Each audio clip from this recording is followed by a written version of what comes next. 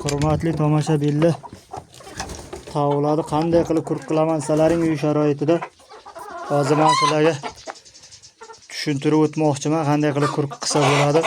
Moshni ko'kartirib bersalaring bo'ladi uy sharoitida. Keyingiga bug'doyda makkani ko'kartirib bersalaring bo'ladi gidroponika qilib. Keyingiga xamir turish bersalaring bo'ladi.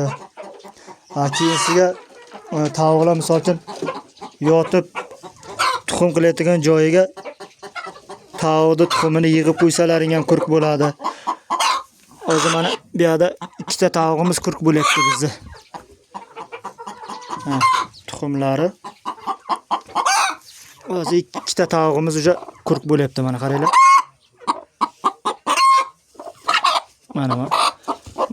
Mana tavuq kurk bo'lmoqchi. Mana kurk bo'lyapti mana.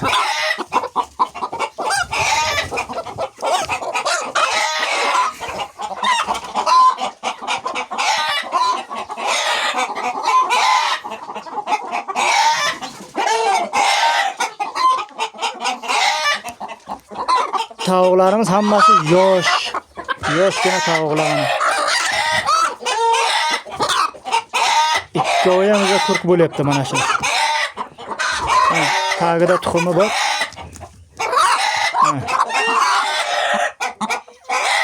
Уже kurk bo'lyapti.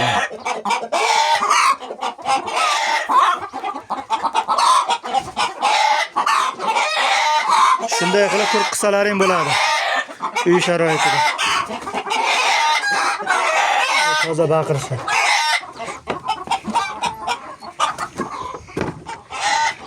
Shunday qilib kurk qilsalaring bo'ladi o'rtoqlar. Mana bizning manzaramiz mana. Ko'rinishi manzarani bu yerda. Adilar tavuqlar уже kurk bo'lishni boshlayapti. Kurk bo'lmaydi deganlarga mana adilar tavuqlarimiz. Tavuqlar уже sekin-sekin kurk bo'lishni boshlayapti hozir. Shu biz uy sharoitida shunday qilib boqamiz. Moshni ko'kartirib beramiz, bug'doy ko'kartirib beramizki, boyaga tavuqni immunitetini ko'taradigan vitaminlardan beramiz. Tavuqlar tez kurk bo'lyapti. O'sha bitta tavuq ochib ham chiqdi. Hozir mana yana ikkitasi kurk bo'lmoqchi. Adlerlarimizdan bittasi kurkullar yuribdi hozir mana tuxumlari. Tuxumlari adlerlarda. Iloji boricha tuxumni ham 10ta, 15ta yig'ib qo'ysalaring olmasdan tuxum qizigandan keyin tavuqning badani qizigandan keyin kurk bo'lib yotib olyapti hozir tavuqlar. Keyin ko'kargan narsalardan ko'proq berish kerak, boya moshni ko'kartirib berish kerak. Keyin bug'doyni ko'kartirib berish kerak, gidroponika qilib xamir turish berish kerak. Shulardan foydalanib ko'rsalaring kurk bo'ladi tavuqlar. Xo'roz tavuq bu yoqqa kurk bo'lishni boshladi tavuqlarimiz. Uy sharoitida bir proba qilib ko'ringlar. Biz shuni foydalanib ko'rdik. Mana o'sha tavuqlarimiz kurk bo'lishni boshladi biznikilar.